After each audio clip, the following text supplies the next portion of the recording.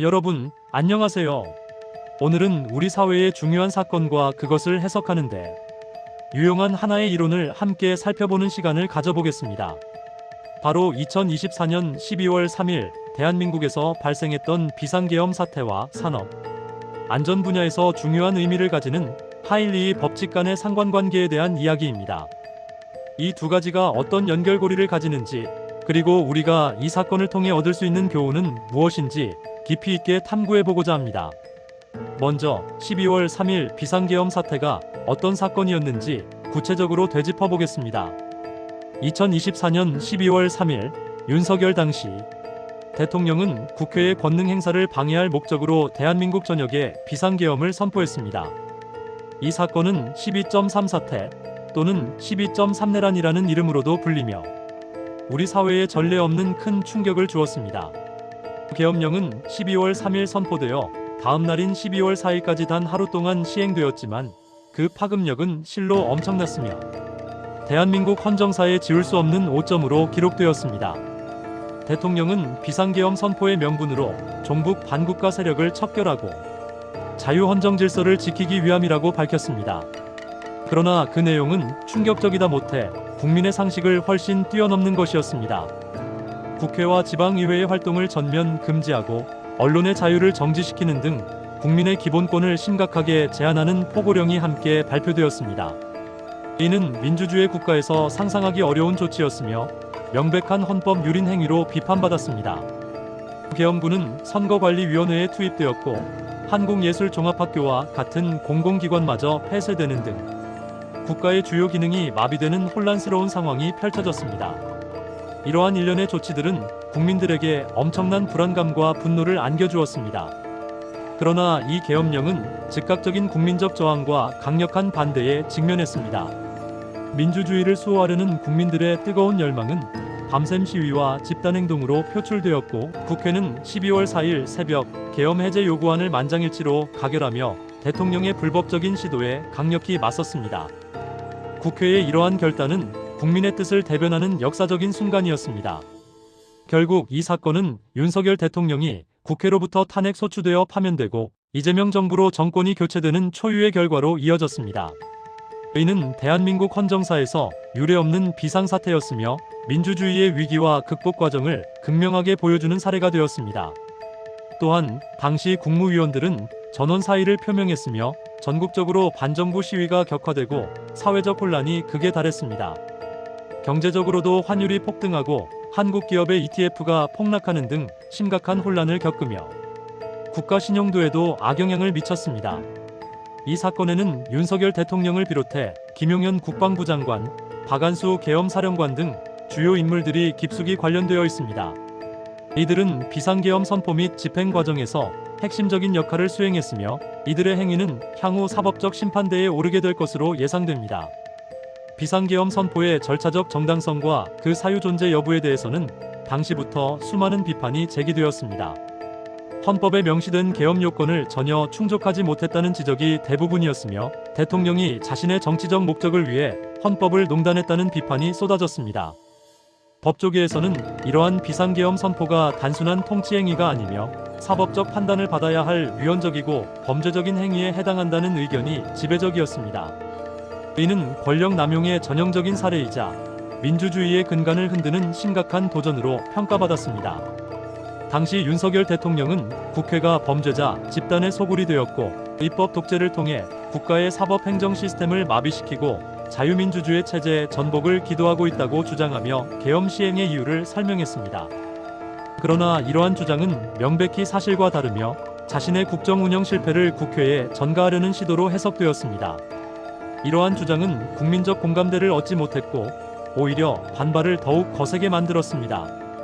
또한 12월 3일이라는 평일을 택해 계엄을 시행한 이유에 대해서는 국회의원들을 체포하기 위한 계획의 일환으로 가장 많은 국회의원들이 여의도에 머무는 평일을 노렸다는 주장이 제기되기도 했습니다. 이는 계엄 선포가 사전에 치밀하게 계획된 불법적인 쿠데타적 행위였음을 시사하는 강력한 증거로 받아들여졌습니다. 이처럼 12월 3일 비상계엄 사태는 우리 헌정사에 지울 수 없는 큰 상처를 남긴 비극적인 사건이자 민주주의의 소중함을 다시금 일깨워준 중요한 사건이었습니다. 다음으로 이 사건을 이해하고 미래에 유사한 위기를 예방하는데 도움을 줄 수 있는 하일리히 법칙에 대해 알아보겠습니다. 하일리히 법칙은 대형 사고가 발생하기 전에 같은 원인으로 수십 차례의 경미한 사고와 수백 번의 징후가 반드시 나타난다는 통계적 법칙입니다. 흔히 129,300의 법칙으로도 알려져 있으며 이 법칙은 산업, 안전 분야뿐만 아니라 다양한 분야에서 위기 관리와 예방의 중요성을 강조하는 데 활용되고 있습니다. 이 법칙은 1931년 허버트 윌리엄 하일리히가 펴낸 산업재해 예방, 과학적 접근 방식이라는 책에서 처음 소개되었습니다. 하일리히는 미국의 트래블러스 보험사에서 근무하며 수많은 사고 통계를 분석한 결과 중대한 산업재해 1건이 발생하기 전에 동일한 원인으로 발생한 경미한 산업재해가 29건, 그리고 산업재해로 이어지지는 않았지만 같은 원인으로 발생한 징후가 무려 300건이나 존재한다는 사실을 밝혀냈습니다. 이는 그 당시로서는 혁신적인 발견이었으며 사고 예방에 대한 새로운 관점을 제시했습니다. 이 법칙의 핵심적인 의의는 큰 사고는 결코 우연히 발생하는 것이 아니라 그 이전에 반드시 사소하고 경미한 사고들이 반복되는 과정 속에서 발생한다는 것을 통계적으로 증명했다는 점입니다. 즉, 큰 재해는 항상 사소한 경고들을 무시하고 방치했을 때 예견된 수순처럼 터져나온다는 것을 의미합니다. 많은 사람들이 대형 사고를 갑작스럽고 예측 불가능한 것으로 여기지만 하일리히 법칙은 대부분의 대형 사고에는 이미 수많은 전조 현상이 있었음을 상기시킵니다. 따라서 이러한 전조 현상들을 얼마나 민감하게 감지하고 적절하게 대응하느냐가 대형 사고를 막는 핵심적인 열쇠가 됩니다. 하일리히는 사고 발생 메커니즘을 설명하기 위해 도미노 이론을 제시하기도 했습니다. 이 이론은 사고 발생을 여러 단계의 도미노가 순차적으로 쓰러지는 과정으로 설명합니다. 첫째, 사회적 환경 및 유전적 요인은 사고 발생의 배경이 되는 개인적, 사회적 특성을 의미합니다. 둘째, 인간의 결함은 부주의, 지식 부족, 기술 미숙 등 개인의 잘못된 판단이나 행동을 말합니다. 셋째, 불완전한 행동 및 불완전한 상태는 사고를 직접적으로 유발할 수 있는 위험한 행동이나 위험한 환경을 뜻합니다. 넷째, 사고는 이러한 요인들이 복합적으로 작용하여 발생하는 직접적인 사건입니다. 마지막으로 다섯째, 상해는 사고의 결과로 나타나는 신체적, 정신적 피해를 의미합니다. 이 5단계 중 어느 한 단계라도 제거된다면 그 다음 단계로 이어지는 도미노가 쓰러지지 않아 사고를 예방할 수 있다는 것이 핵심입니다. 즉, 사고는 일련의 연쇄 반응으로 일어나므로 초기의 원인을 제거함으로써 사고의 발생을 근본적으로 차단할 수 있다는 것입니다. 따라서 사고 예방의 핵심은 바로 불완전한 요소를 철저히 관리하는 데 있으며 특히 인간의 불완전한 행동과 환경의 불완전한 상태를 제거하는 것이 가장 중요하다고 하일리히는 강조했습니다. 이는 단순히 물리적인 위험뿐만 아니라 제도적, 문화적, 심리적인 측면에서의 불완전한 요소들을 모두 포함하는 광범위한 개념으로 이해될 수 있습니다. 이러한 하일리히 법칙은 산업 현장에서 안전관리의 중요성을 부각시키고 예방 중심의 안전 시스템을 구축하는 데에 지대한 영향을 미쳤습니다. 자, 이제 이 두 가지, 즉 12월 3일 비상계엄 사태와 하일리히 법칙 간의 상관관계를 탐색해볼 시간입니다. 앞서 언급했듯이 12월 3일 비상계엄과 하일리히 법칙 간의 직접적이고 명확한 상관관계를 제시하는 자료를 찾기는 어렵습니다. 하일리히 법칙은 주로 산업 안전 분야에서 대형 재해를 분석하고 예방하는 데 사용되는 이론이기 때문입니다. 하지만 사고의 본질, 즉 수많은 징후와 경고를 무시했을 때 대형 재난이 발생한다는 하일리히 법칙의 근본적인 메시지는 사회적, 정치적 위기에도 충분히 적용될 수 있습니다. 이 법칙이 가지고 있는 근본적인 메시지, 즉 사소한 징후들을 무시하면 결국 돌이킬 수 없는 큰 사고로 이어진다는 점에 주목한다면 12.3 사태를 해석하는 데 의미 있는 통찰을 제공할 수 있습니다. 예를 들어 12월 3일 비상계엄 선포라는 대형 사고가 터지기 전까지 우리 사회에는 수많은 경미한 사고와 징후들이 있었을 것입니다. 장기간에 걸친 정치적 불안정, 극심한 사회적 갈등, 정부의 독단적인 국정 운영, 헌법과 법률을 무시하는 권력 남용, 언론, 통제 시도 등 민주주의의 기본 원칙을 훼손하려는 시도들이 꾸준히 나타났습니다. 이러한 징후들은 하일리히 법칙에서 이야기하는 300번의 징후에 해당한다고 볼 수 있습니다. 이 징후들은 단순한 해프닝이 아니라 민주주의 시스템에 가해지는 반복적인 스트레스이자 경고 신호였습니다. 만약 우리 사회가 이러한 징후들을 단순한 사소한 일로 치부하고 간과했다면, 또는 적절히 관리하고 해결하려는 노력을 게을리했다면 결국 12월 3일 비상계엄이라는 대형 사고로 이어질 수밖에 없었을 것입니다. 하일리의 법칙의 도미노 이론에 비추어 본다면 윤석열 당시 대통령의 비상계엄 선포는 갑작스럽거나 우발적인 사건이 아니었을 수 있습니다. 그 이전에 이미 사회적 환경 및 유전적 요인으로서 특정 정치 세력이나 인물의 권위주의적이고 비민주적인 사고방식, 국민에 대한 불신과 통제 욕구, 그리고 인간의 결함으로써 최고 권력자의 오만함과 법치주의에 대한 이해 부족이 자리 잡고 있었을 것입니다. 그리고 이는 불완전한 행동 및 불완전한 상태로 이어졌는데, 이는 민주주의 원칙을 무시하고 특정 목적을 위해 법과 제도를 악용하려는 지속적인 시도들, 국회와의 협치 거부, 언론에 대한 부당한 압력 행사 등으로 나타났습니다.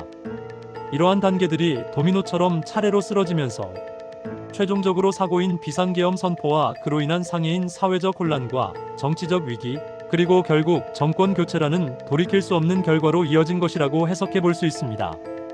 중요한 것은 하일리의 법칙이 단순히 사고를 설명하는 것을 넘어 사고를 예방하는 데 초점을 맞춘다는 점입니다. 이는 12.3 사태를 통해 우리가 얻어야 할 가장 중요한 교훈이기도 합니다.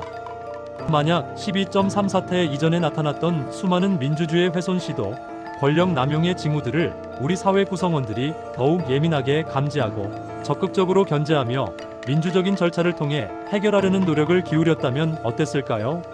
예를 들어 특정 법안의 강행 처리, 인사, 독단, 야당과의 소통 부재 등 사소해 보일 수 있는 정치적 문제들이 하일리의 법칙에 29번의 경미한 사고나 300번의 징후에 해당한다고 볼 수 있습니다. 이러한 징후들에 대해 시민사회의 감시, 언론의 비판적 역할, 그리고 국회의 견제 기능이 더욱 강력하게 작동했다면, 즉 불완전한 행동이나 불완전한 상태를 초기에 제거했다면 그 다음 단계로 이어지는 도미노를 막을 수 있었을 것입니다. 다시 말해, 우리는 작은 신호들을 무시하지 않고 적극적으로 개입하여 잠재적 위험을 관리해야 한다는 것입니다. 우리 사회는 권력 견제와 균형이라는 민주주의의 기본적인 작동 원리를 끊임없이 상기하고 실천해야 합니다. 시민들은 정치 과정에 대한 무관심에서 벗어나 적극적으로 참여하고 목소리를 내야 합니다. 언론은 권력에 대한 감시와 비판이라는 본연의 역할을 충실히 수행해야 하며, 국회는 여야를 막론하고 국민을 위한 입법과 견제라는 책무를 다해야 합니다. 이러한 각자의 역할이 제대로 작동할 때 민주주의 시스템은 외부의 충격과 내부의 부패로부터 스스로를 보호하고 회복할 수 있습니다.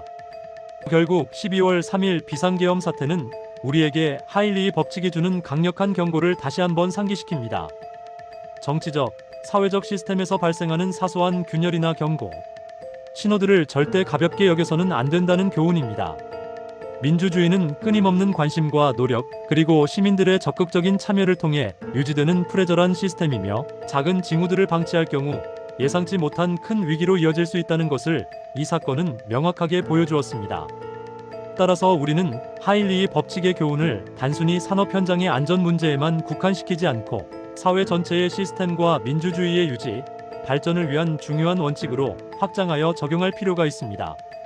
앞으로 우리 사회에서 발생할 수 있는 잠재적인 위협이나 문제를 인식하고 사전에 예방하기 위한 끊임없는 노력과 견제 시스템의 강화가 필요하다는 것을 12월 3일 비상계엄 사태는 우리에게 생생하게 일깨워주고 있습니다. 작은 경고음에 귀 기울이고 초기 단계에서 문제를 해결하려는 적극적인 자세와 공동체의 노력이 우리 사회를 더 건강하고 안전하게 만드는 길임을 명심해야 할 것입니다. 이러한 교훈을 통해 우리는 미래의 위기를 예측하고 대비하며 더욱 성숙한 민주주의 사회를 만들어 나갈 수 있을 것입니다. 감사합니다.